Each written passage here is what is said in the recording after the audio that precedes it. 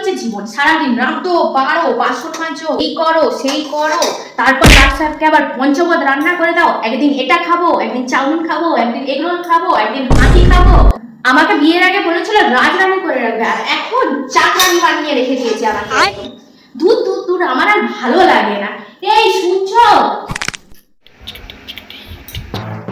এই শুনতে পাচ্ছ? আমি একটা কথা বলছি তো নাকি? সারাদিন শুধু কুম্ভকর্ণের মতন বসে আছে, শুয়ে আছে, আর কানে হেডফোন লাগিয়ে আছে। শুনবে তো? খাবার বেড়েছি, খাবারটা খাবে, চলো দয়া করে। এই শুনতে পাচ্ছ না? শুনতে পাচ্ছ না কি বলছি? শুনতে পাচ্ছ না? আমি কি করলাম? আমি কি করলাম মানে? আমি যে পঞ্চপদ রান্নাগুলো করেছি সেগুলো গিলে আমাকে উদ্ধার করবেন চলুন। আমারই কপালে এইসব মানুষ জুটে। ভাল লাগেনি, আমি চলে যাবো বাবার বাড়িতে। खत्म।